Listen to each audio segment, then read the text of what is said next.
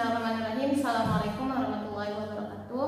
Alhamdulillah rabbil alamin wa bihi nasta'in ala umuri dunya waddin wa ala alihi wa sahbihi ajmain.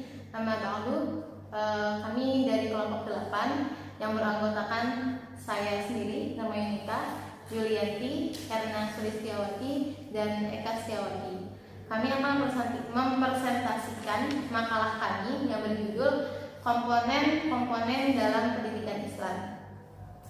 Materi pertama akan disampaikan oleh saya sendiri, yaitu tentang pengertian pendidikan.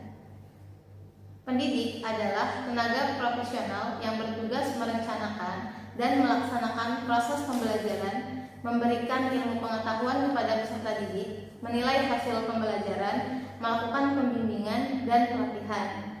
Jadi intinya pendidik itu adalah memberikan pengetahuan atau materi kepada peserta didik agar peserta didik itu mendapatkan materi yang disampaikan oleh pendidik atau pengajar. Poin kedua, perbedaan antara pendidik dan pengajar. Pengajar berasal dari kata ajar, yang artinya petunjuk kepada orang lain atau peserta didik agar mengetahui tentang sesuatu. Sedangkan pendidik berasal dari kata didik, yang artinya memelihara dan memberi latihan berupa ajaran, tuntutan mengenai akhlak dan kecerdasan pikiran. Jadi dapat dikatakan bahwa pengajar, yang namanya pengajar itu belum tentu pendidik, tetapi pendidik sudah pasti dikatakan pengajar karena proses mengajar itu hanya menyampaikan materi kepada siswa, tetapi proses mendidik itu sudah mencakup keduanya. Karena pendidik itu selain mengajar, dia mempunyai tanggung jawab untuk menuntun dan membimbing anak-anak agar perilakunya itu juga berubah ke arah yang lebih baik. Yang ketiga, tenaga pendidik dalam pendidikan Islam. Tenaga pendidik dalam pendidikan Islam secara etimologi dalam konteks pendidikan Islam disebut dengan murabi, mu'alim, dan mu'adzin. Sebenarnya pendidikan yang utama itu adalah orang tua, karena mereka bertanggung jawab penuh atas kemajuan perkembangan anak kandungnya. Sedangkan menurut Al-Ghazali, seseorang pendidik mempunyai tugas yang utama, yaitu menyempurnakan, mensucikan, serta membawa hati manusia untuk mendekatkan diri kepada Allah Subhanahu wa Ta'ala. Jadi dapat disimpulkan bahwa pendidik dalam Islam adalah orang-orang yang bertanggung jawab terhadap perkembangan peserta didiknya dengan upaya mengembangkan seluruh potensi peserta didik, baik potensi aktif, potensi afektif, potensi kognitif maupun psikomotor, agar mencapai tingkat kedewasaan sehingga mampu melaksanakan tugasnya sebagai makhluk Allah, makhluk sosial, dan sebagai makhluk individu. Poin berikutnya yaitu profesionalitas dan kompetensi pendidikan yang akan disampaikan oleh rekan saya Yulianti. Kepadanya saya persilakan. Selanjutnya yaitu profesionalitas dan kompetensi pendidik. Seperti yang kita ketahui, profesionalitas pendidik adalah kondisi, arah, nilai, tujuan, dan kualitas sesuatu, keahlian dan kewenangan dalam bidang pendidikan dan pengajaran yang berkaitan dengan pekerjaan seorang yang menjadi mata pencaharian. Maka dapat disimpulkan bahwa pendidik profesional adalah yang memiliki kemampuan dan keahlian khusus dalam bidang keguruan sehingga ia mampu melakukan tugas dan fungsinya sebagai guru dengan kemampuan maksimal. Syarat-syarat profesionalitas pendidik yaitu mempunyai fisik, yaitu sehat jasmani dan rohani. Kedua, mental atau kepribadian. Kompetensi pendidik yaitu dapat disimpulkan bahwa pendidik profesional harus memiliki standar keilmuan sesuai dengan bidangnya. Standar keilmuan mengacu kepada kompetensi pendidik profesional. Kompetensi yang harus dimiliki oleh seorang guru itu mencakup 4 aspek, yaitu kompetensi pedagogik, kompetensi kepribadian, kompetensi profesional, dan kompetensi sosial. Selanjutnya yaitu keutamaan pendidik. Adapun keutamaan pendidik menurut Al-Quran dan As-Sunnah: 1. Memiliki ilmu yang bermanfaat. 2. Mendapat derajat yang paling tinggi di sisi Allah Subhanahu wa Ta'ala. 3. Dapat menjaga diri. 4. Mendapat kebaikan yang banyak. 5. Disamakan dengan pahala amalan sedekah. Materi selanjutnya akan disampaikan oleh teman saya, Etna Sulistiawati. Kepadanya saya persilakan. Nah, baiklah, di sini saya akan membahas tentang hak-hak seorang pendidik. Hak seorang pendidik yaitu sesuatu yang diperoleh oleh seorang pendidik. Nah, kemudian di sini ada dua dalam peraturan yang berlaku di Indonesia. Hak dan kewajiban guru itu mengacu pada Undang-Undang Nomor 20 Tahun 2003 tentang Sistem Pendidikan Nasional dan Undang-Undang Nomor 14 Tahun 2005 tentang guru. Di sini ada dua hak-hak dalam seorang pendidik, yaitu yang pertama yaitu gaji, yaitu memperoleh penghasilan sesuai dengan kebutuhan, jaminan dan kesejahteraan sosial atau kita disebut dengan gaji. Yaitu yang nomor dua, penghargaan. Tujuannya untuk apa? Tujuannya yaitu untuk meningkatkan kualitas seorang guru dan tenaga kependidikan.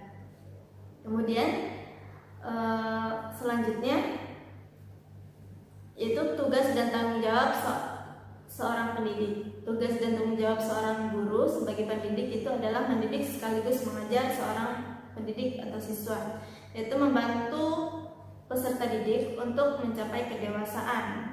Dalam proses pembelajaran tugas, utama guru selain sebagai pengajar juga sebagai pembimbing. Kemudian di sini yang berkenaan dengan peran guru sebagai direktur pembelajaran, guru itu hendaknya senantiasa menumbuhkan, memelihara, meningkatkan motivasi siswa untuk belajar. Di sini ada 5 poin, yaitu yang pertama, guru mampu mengenal dan memahami setiap siswa, baik sebagai individu maupun kelompok. Yang kedua yaitu guru mampu memberikan berbagai informasi yang diperlukan dalam proses pembelajaran.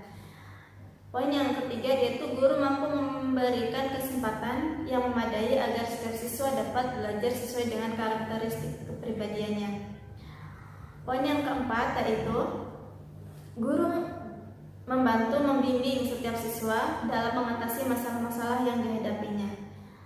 Yang kelima yaitu guru mampu menilai keberhasilan seorang siswa. Materi selanjutnya akan disampaikan oleh teman saya, Eka Setiawati. Kepadanya saya persilakan. Baik, terima kasih. Bismillahirrahmanirrahim. Poin selanjutnya adalah kode etik dan syarat-syarat pendidik. Yang pertama adalah kode etik pendidik. Kode etik pendidik adalah salah satu bagian dari profesi pendidik. Artinya, setiap pendidik yang profesional akan melaksanakan etika jabatannya sebagai pendidik. Adapun kode etik pendidik yang terdiri dari yang pertama, beriman dan bertakwa kepada Tuhan Yang Maha Esa. Poin kedua, setia kepada Pancasila, Undang-Undang Dasar 1945 dan negara. Yang ketiga, menjunjung tinggi harkat dan martabat peserta didik. Yang keempat, berbakti kepada peserta didik dalam membantu mereka mengembangkan diri.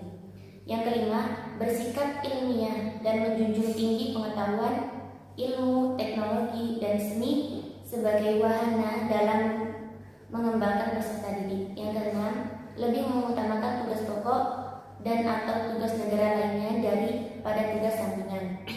Yang ketujuh, bertanggung jawab, jujur, berprestasi, dan akuntabel dalam belajar.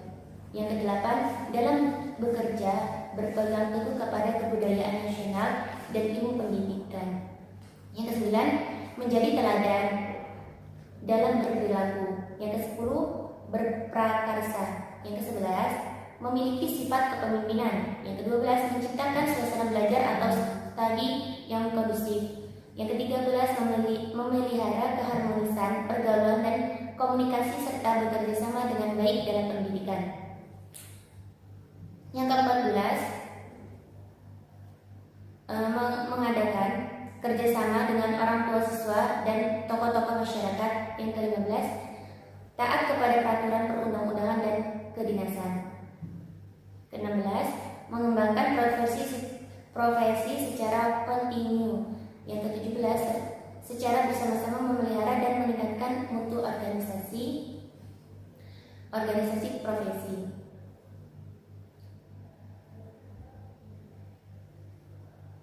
Adapun teks kode etik guru Indonesia yang telah disebutkan tersebut adalah sebagai berikut. Yang pertama, guru berbakti membimbing anak didik seutuhnya untuk membentuk manusia mengembangkan yang berpancasila. Yang selanjutnya, guru memiliki kejujuran profesional dalam menerapkan kurikulum sesuai dengan kebutuhan anak didik masing-masing.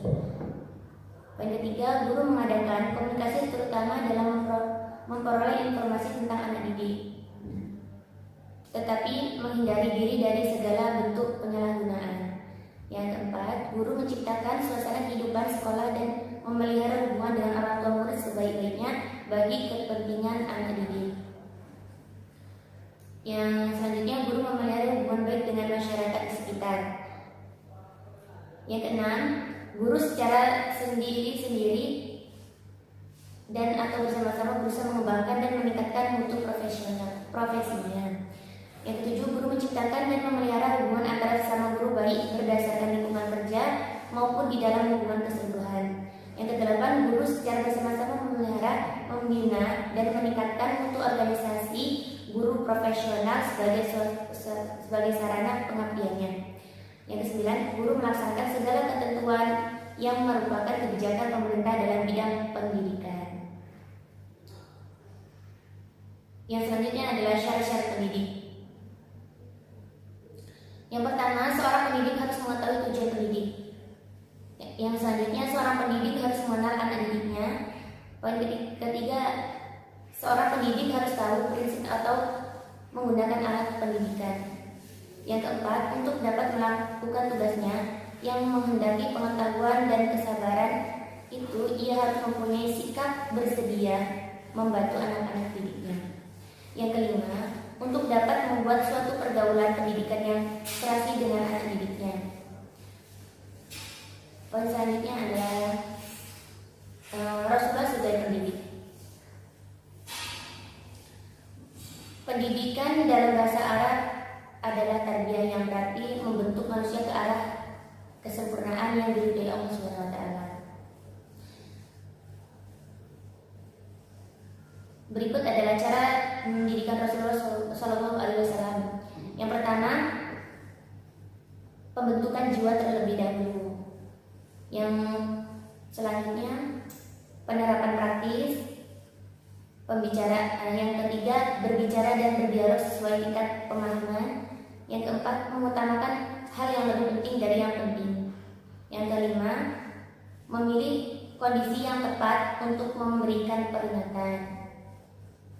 Nah, demikian tentang sosok Rasulullah sebagai pendidik sejati masyarakat saat sangat membutuhkan sosok pendidik yang dapat menginspirasi dan meneladani sang pendidik sejati. Sosok pendidik yang baik tentunya akan menghasilkan kualitas pendidikan yang baik pula. Dan pendidikan yang baik adalah rahim yang akan melahirkan peradaban yang sama-sama kita nantikan. Sekian presentasi dari kami. Semoga apa yang kami sampaikan dapat bermanfaat untuk teman-teman semua. Kami akhiri. Wassalamualaikum warahmatullahi wabarakatuh.